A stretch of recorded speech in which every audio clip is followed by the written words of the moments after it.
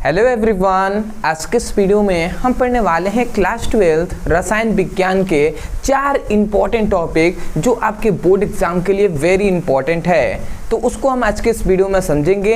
मैं आपको विश्वास दिलाता हूँ कि बहुत ही आसानी तरीके से आपको समझ में आएगा।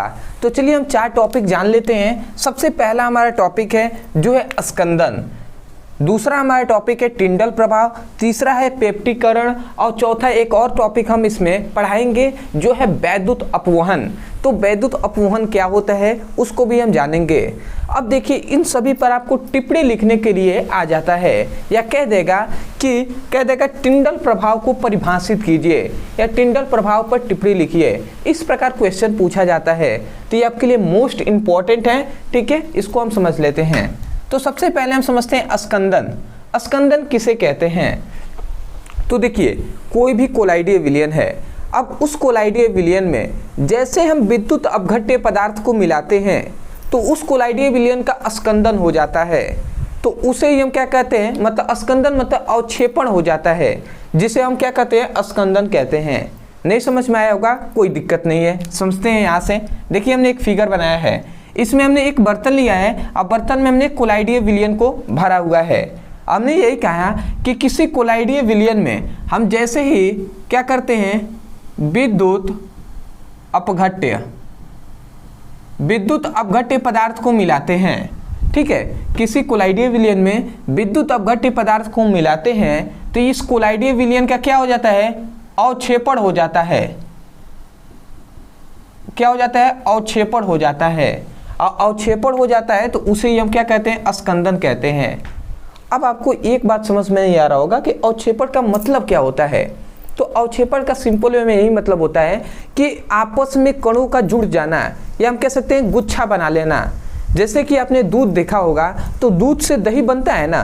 तो दही क्या होता है, दूध होता है वो लिक्विड फॉर्म में होता है, और दही जो होता है वो ठोस फॉर्म में हो जाता है, सॉलिड फॉर्म में हो जाता है। तो इसका मतलब क्या हुआ कि दूध है, दूध के पार्टिकल्स पहले पानी की तरह थे और उसके बाद वो ठोस आकार के हो गए। इसका मतलब वो गुच्छा बना लिए, तो उसे ही हम स्कंदन कहेंगे, उसे ही हम अवक्षेपण कहते हैं। जैसे दूध से पनीर बनता है, तो पनीर देखे होंगे तो पार्टिकल्स उसके आपस में ठोस हो जाते हैं, तो उसे ही हम स्कंदन कहते हैं।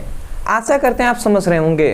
तो आप डेफिनेशन यहीं से बोलेंगे, क्या कहेंगे, आप कहेंगे किसी कोलाइडीय विलयन में विद्युत अपघट्य पदार्थ मिलाने पर कोलाइडीय विलयन का अवक्षेपण हो जाता है, जिसे स्कंदन कहते हैं। आशा करते हैं कि परिभाषा आपको अच्छे से समझ में आ गया होगा। ठीक है, और एग्जाम्पल आप लिखना चाहें तो लिख सकते हैं भैया। आप क्या लिखेंगे, आप लिख लेंगे दूध से पनीर का बनना। ये सभी दूध से पनीर का बनना जो है ये स्कंदन का ही एग्जाम्पल है। जो पनीर होता है वो स्कंदन का ही एग्जाम्पल है। आशा करते हैं स्कंदन सबसे पहले जो टॉपिक है वो आपको अच्छे से समझ में आ गया है।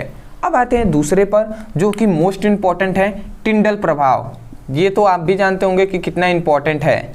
तो अब आते हैं टिंडल प्रभाव। टिंडल प्रभाव के लिए हमने एक फिगर बनाया हुआ है। इस फिगर को आप समझ गए, टिंडल प्रभाव का परिभाषा भी याद हो जाएगा। देखिए, हमने यहाँ पे एक बर्तन लिया है। अब इस बर्तन में हमने कोलाइडीय विलयन को भरा हुआ है। इसमें हमने क्या भरा है, कोलाइडीय विलयन भरा हुआ है। यहाँ पे हमने लिखा है ना कोलाइडीय विलयन, तो हमने इसमें कोलाइडीय विलयन भरा हुआ है। अब इस कोलाइडीय विलयन कहाँ रखा गया है, अंधेरे कमरे में रखा गया है। कहाँ पर, अंधेरे कमरे में रखा गया है। और जब किसी कोलाइडीय विलयन को अंधेरे कमरे में रखकर और उससे हम प्रकाश को गुजारते हैं, ये देखिए सूर्य है, मान लेते हैं एक प्रकाश का स्रोत है, और यहाँ पे है एक उत्तल दर्पण। जब हम इससे गुजारते हैं ना, तो जो प्रकाश का पथ है जब कोलाइडीय विलयन से गुजरेगा, तो जो प्रकाश का ये रास्ता है ना, पथ होता है रास्ता, ये हमें स्पष्ट रूप से दिखाई देता है। प्रकाश के ये जो रास्ते होते हैं वो हमें स्पष्ट रूप से दिखाई देते हैं। तो जो दिखाई देते यही घटना क्या कहलाता है, टिंडल प्रभाव कहलाता है।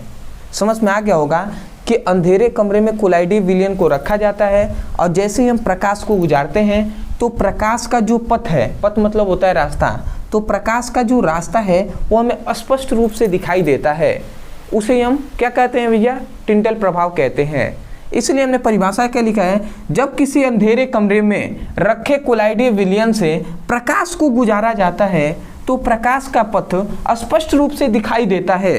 इसे टिंडल प्रभाव कहते हैं, या इस घटना को टिंडल प्रभाव कहते हैं। समझ में आ गया ना? परिभाषा यहाँ से रटने की कोई ज़रूरत नहीं है, आप यहीं से कहेंगे कि जब किसी अंधेरे कमरे में कोलाइडीय विलयन को रखा जाता है और प्रकाश को कोलाइडीय विलयन से गुजारा जाता है तो प्रकाश का पथ स्पष्ट रूप से दिखाई देता है। इस घटना को टिंडल प्रभाव कहते हैं। बहुत ही सिंपल है, आप भी देखे होंगे कोई अंधेरे आप कमरे में खड़े हों, अब वहाँ पे एक छोटा सा होल है, छिद्र है, तो वहाँ से यदि प्रकाश का जो लाइट आता है वो आपको दिखाई देगा कि प्रकाश का जो रास्ता होगा वो आपको आसानी से दिखाई देगा। जैसे कि आपने देखा होगा कभी थिएटर में मूवी आपने देखे गए होंगे तो वहाँ पे देखे होंगे कि जो क्या होता है, जो आपके पर्दे पे जो लाइट पड़ती है वो लाइट आपको जो रे है वो आपको दिखाई दे रही होगी, तो वही जो रे है वो आपको दिखाई देती है, वही घटना तो टिंडल प्रभाव है ना। या आप अंधेरे कमरे में हैं, ठीक है, एक लाइट कोई बार रहा है, टॉर्च है उसको बारा गया तो टॉर्च का जो रास्ता है वो आपको दिखाई देता होगा, तो वही टिंडल प्रभाव है। आशा करते हैं आप समझ गए होंगे, बहुत से दैनिक जीवन में एग्जाम्पल है, आप समझ जाएंगे। अब आते हैं हम अपने तीसरे टॉपिक पे जो है पेप्टीकरण। पेप्टीकरण भी मोस्ट इम्पॉर्टेंट है क्योंकि इस पर आपको टिप्पणी लिखने के लिए आ जाता है। तो देखिए पेप्टीकरण किसे कहते हैं? जब कोई ताज़ा बना हुआ अवक्षेप है, ध्यान से समझेंगे, कोई भी ताज़ा बना हुआ अवक्षेप है उसमें हम विद्युत अपघट्य पदार्थ को मिलाते हैं तो क्या होता है, वो कोलाइडीय विलयन बन जाता है और उसे हम क्या कहते हैं, उस प्रक्रिया को ही हम पेप्टीकरण कहते हैं। समझ में आया? मतलब हम कह रहे हैं कि जब किसी ताज़े बने हुए, यहाँ पे अभी ध्यान नहीं देना है, यदि आपको याद करना है तो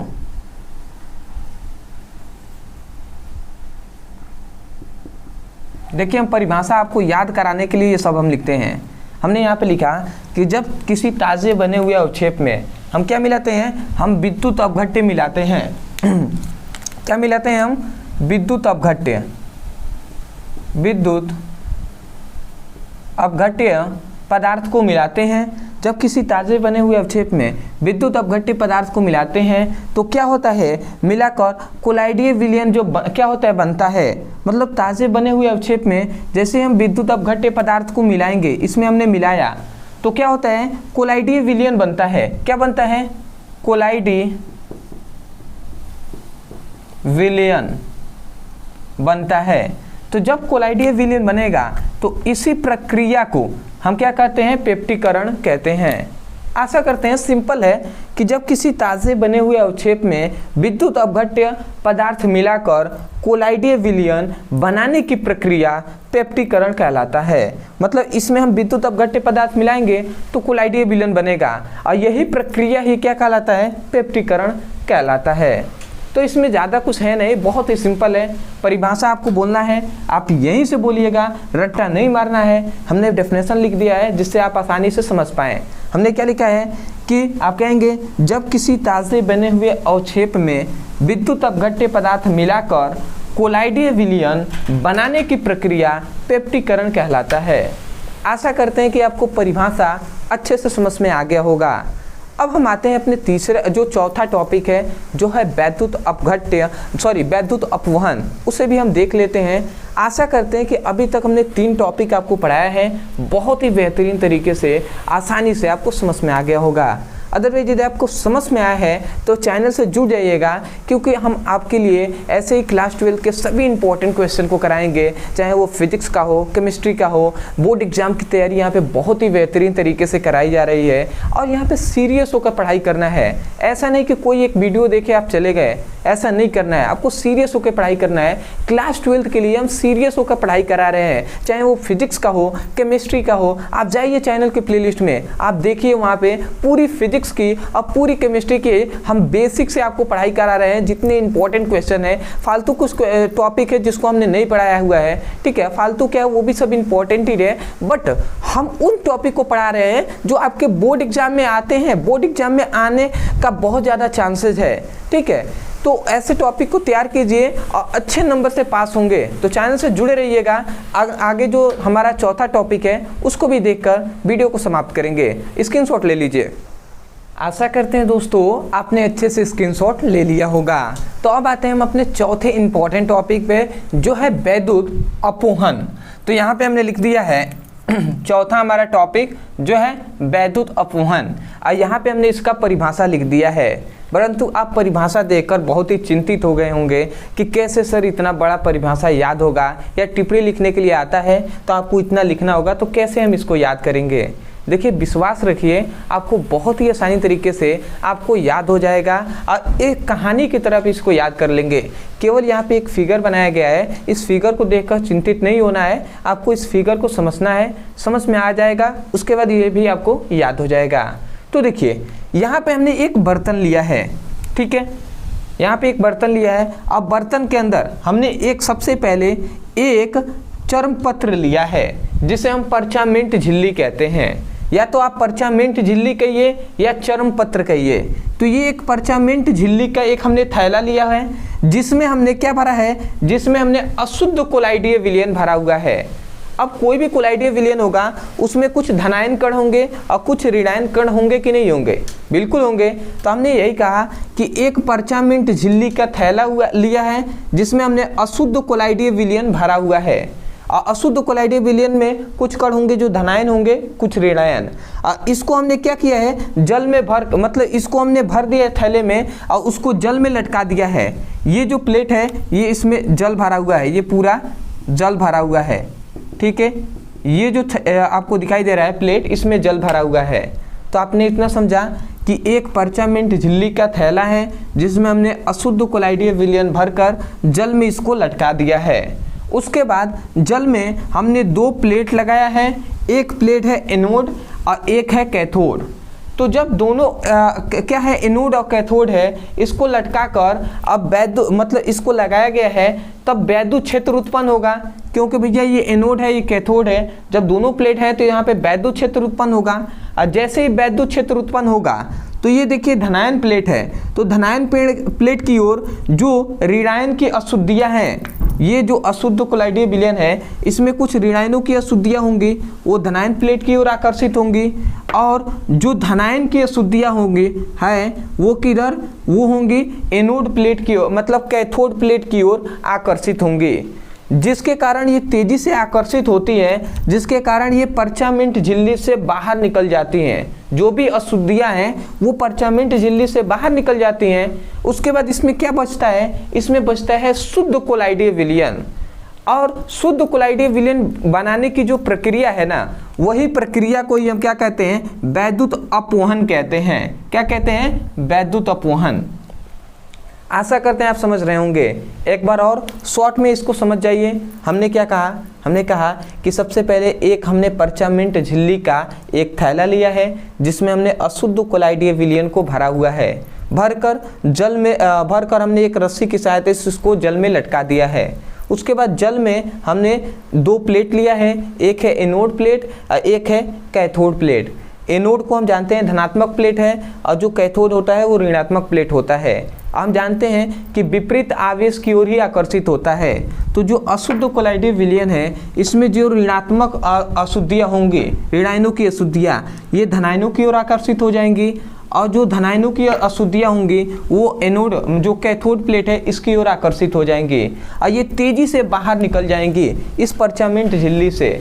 तब इसमें क्या बच जाएगा, केवल शुद्ध कोलाइडीय विलयन बच जाएगा। तो शुद्ध कोलाइडीय विलयन बनाने की जो प्रक्रिया है, प्राप्त करने की जो प्रक्रिया है, उसी को हम क्या कहते हैं, वैद्युत अपवहन कहते हैं। इतनी बात समझ गए। अब देखिए हमने वही बात यहाँ पे लिखा है। हमने क्या लिखा है कि जब परचामेंट झिल्ली के थैले में अशुद्ध कोलाइडीय विलयन को भरकर, जब परचामेंट झिल्ली के थैले में अशुद्ध कोलाइडीय विलयन को भरकर जल में लटकाया जाता है, तथा उसमें एनोड, उसमें मतलब किसमें, जल में, या आप सीधा जल ही लिख सकते हैं, तथा जल में क्या, जल में एनोड तथा कैथोड प्लेट को लगाकर वैद्युत क्षेत्र उत्पन्न करते हैं। यहाँ तक आप समझ जाइए। देखिए यहाँ से यहाँ तक बोले हमने यहीं से ना, हमने क्या कहा, जब परचामेंट झिल्ली के थैले में अशुद्ध कोलाइडीय विलयन को भरकर क्या करते हैं, भरकर जल में लटकाया जाता है। तथा जल में एनोड तथा कैथोड प्लेट को लगाकर वैद्युत क्षेत्र उत्पन्न किया जाता है, जिसके कारण कोलाइडीय विलयन में उपस्थित धनायनों की अशुद्धियां कैथोड प्लेट की ओर तथा ऋणायनों की अशुद्धियां एनोड प्लेट की ओर तेजी से आकर्षित होती हैं। अब बताइए, जब वैद्युत क्षेत्र उत्पन्न होगा तो जो धनायनों की अशुद्धियां हैं वो कैथोड प्लेट की ओर और ऋणायनों की अशुद्धियां एनोड प्लेट की ओर आकर्षित होती हैं। यही तो बात हमने यहाँ तक लिखा ना। तथा परचामेंट झिल्ली से तेजी से बाहर निकल जाती हैं। परचामेंट झिल्ली से ये क्या होती है, तेजी से बाहर निकल जाते हैं, जिसके कारण बहुत कम समय में अशुद्ध कोलाइड क्या होता है, शुद्ध कोलाइडीय विलयन प्राप्त होता है। इस प्रक्रिया को वैद्युत अपवहन कहते हैं। आशा करते हैं आप समझ रहे होंगे।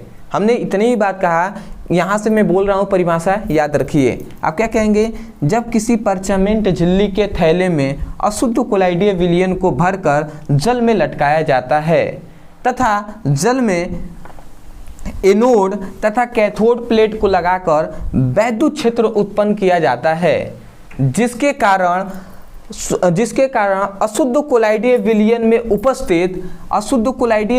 उपस्थित धनायनों की अशुद्धियां कैथोड प्लेट की ओर तथा ऋणायनों की अशुद्धियां एनोड प्लेट की ओर तेजी से आकर्षित होती हैं तथा परचामेंट झिल्ली से बाहर निकल जाती हैं, जिसके कारण क्या होता है, जिसके कारण शुद्ध कोलाइडीय विलयन प्राप्त होता है।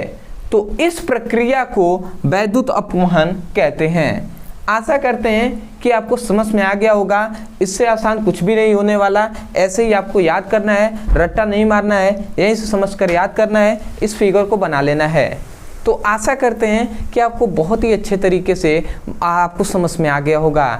अदरवाइज यदि आपको समझ में आया है तो वीडियो को लाइक कीजिएगा और हमें कमेंट सेक्शन में ज़रूर बताइएगा कि वास्तव में आपको वीडियो कैसा लगा, समझ में आया है या नहीं आया है। दूसरी बात, यदि आप भी क्लास 12 का फिजिक्स केमिस्ट्री का सभी इंपॉर्टेंट क्वेश्चन को पढ़ना चाहते हैं, अपनी बोर्ड एग्जाम की अच्छे से तैयारी करना चाहते हैं, सभी इंपॉर्टेंट क्वेश्चन को, अपने न्यूमेरिकल को पढ़ना चाहते हैं, तो आप जाइए चैनल के प्लेलिस्ट में और वहाँ से अच्छे से पढ़ाई कीजिए। प्लेलिस्ट आपको फिजिक्स और केमिस्ट्री का मिल जाएगा, तो वहाँ से उसकी पढ़ाई कर सकते हैं। या आपको नहीं पता प्लेलिस्ट कैसे ढूंढें, तो नीचे दिए गए नंबर पे आप मैसेज करके भी हमारी टीम से आप केवल कहेंगे कि class 12 physics chemistry all video link, इतना लिख कर मैसेज करेंगे तो आपको फिजिक्स केमिस्ट्री का लिंक दे देंगे, वहाँ से भी आप पढ़ाई कर सकते हैं। और बहुत से ऐसे स्टूडेंट हैं जो फिजिक्स का भी हम न्यूमेरिकल करा रहे थे, तो बहुत से ऐसे स्टूडेंट जो मैसेज कर रहे थे कि सर आप नोट्स के लिए कब अप्लाई करें, कब देंगे नोट्स। तो आपको मैं बता दूं कि फिजिक्स का जो नोट्स है, फिजिक्स का जो नोट्स है वो आपको अवेलेबल करा दिया गया है क्लास 12 के लिए। तो जो भी स्टूडेंट लेना चाहते हैं तो यहाँ पे दिखाई दे रहा होगा, तो बहुत ही कम रुपए में आपको लगभग 69 रुपये में आपको 14 चैप्टरों का 14 आपके चैप्टर हैं फिजिक्स के, तो उसका हिंदी मीडियम में आपको नोट्स दिया जा रहा है। तो यदि आप लेना चाहें तो नीचे दिए गए नंबर पे भी मैसेज करके आप हमारी टीम से नोट्स मांग सकते हैं, वो आपको नोट्स दे देंगे। तो आशा करते हैं आप समझ सके होंगे। तो चलिए दोस्तों, मिलते हैं एक बेहतरीन टॉपिक के साथ, तब तक के लिए धन्यवाद। जय हिंद, जय भारत।